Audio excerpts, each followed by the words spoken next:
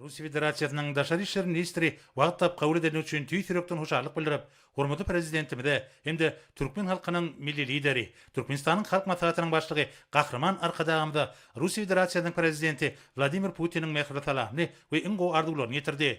Hem-de Rusiya tarapynyň Türkmenistan bilen diýip bolan dostlukly gatnaşyklara we netijeli hyzmatdaşlyga bir ygyrarlydygyny aýtdy. Mümkinçilikden peýdalanyp, Rusiya Federasyasının Daşary işler ministri Rusiya tarapynyň adynyň hormatly prezidentimide beýik watançylyk gurşunda gazanlan ýeňişiň 80 ýyllygy, öz gahrmanlarynyň hakydatyna uly sarpa goýan dogunluk halklaryň umum bayram münasibetli Moskwada geçirilen dawarlara gatnaşanlyk üçin hoşarlyk bildirdi. Hormatly prezidentimiz Rusiya Federasyasının Daşary işler ministrini mehmansyör türkmen topragyna mübareklep, onun yurdumda saparynyň hem-de gödüňnütlen gepleşikleriň Türkmen Rusiya gatnaşyklaryny mundan meýlekde üstürmäge we putulandyrmagy ýardam etjekdigini anan bildirdi. Döwletdaşlarymyz prezident Vladimir Putina mehirli salamy we iň arzuwlaryny beýan edip, Rusiya Federasyasynyn Türkmenistanyň strategik hyzmatdaşy bolup durýanyny bellädi. İki taraplaryň hyzmatdaşlyk uzak möhletli häsiýete eder we din hukuklyk, ynançmak we ýöýdara hormat goýmak ýörelgeleri etatyny guralýar.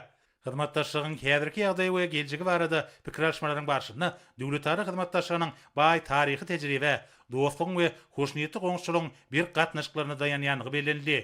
Fiýat dialog şol sanna iki ýurduň ministrlikleriniň we puwduklaryň dolanýyş idaralarynyň urbança köp taraply gatnaşyklar okunly üsürýär.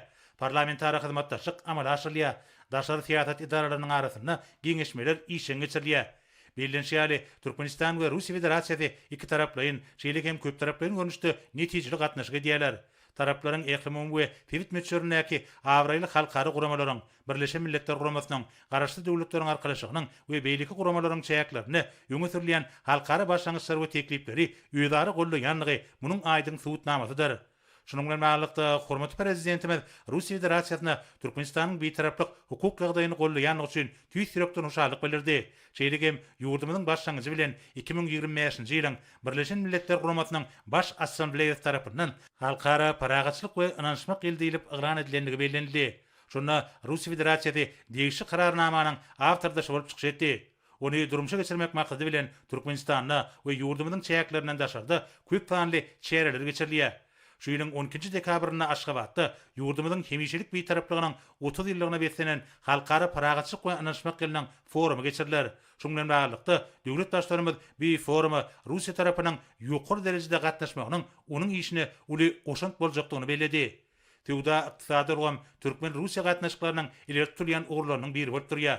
Bu wagtda ýöýdary beýikli hyzmatdaşlygy öýtdirmek üçin täze mümkinçilikler açýan eger tury kuwat bar. Şunda Türkmen Rusiya daşary ykdysat dialogyny ilerletmäge ýardam edýän birlikdäki hökümetara toparynyň uly orny we netijeli işiniň ähmiýeti bellenildi.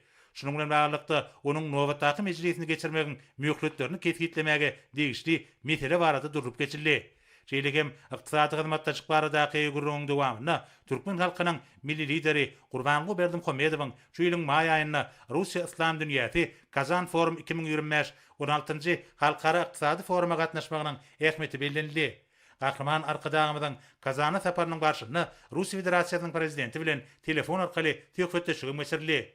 Ulag we logistikada hyzmatdaşyň geljegi urlarynyň ataryny görkezildi. Bu wagtda halkara ulag ysgaşyk geçirgelerini döretmek boýunça tassamalary durumça geçirmek üçin egert uly mümkinçilikler bar. Insan perwer ulgam hem ýöýdary gatnaşyklaryň mühim ugry hökümine görkezildi. Bu wagtda ilim, bilim we medeniýet, şeýlegem talyk goraş ugrulary boýunça hyzmatdaşlyk aýratyn orna gelýär. Şunda netijeli taryhy medeni gatnaşyklaryň iki ýurduň halklarynyň arasynda ýöýdara düşünşmegiň ýöýdürçi ýagdaýyny döretmäge ýardam edýänligi bellenildi.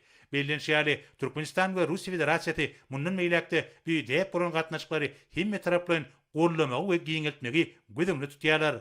Duşun ahyryna hormatly prezidentimiz we Rusiya Federasyasynyn Daşary işler ministri Sergey Lavrov birek-birege iň arzuwlaryny beýan edip, dostlukly Türkmen Rusiya gatnaşyklarynyň mundan meýlekde okunly ösüriljekdigine we täze many mazmuny bilen baýlaşdyryljakdygyna anan bildirdiler.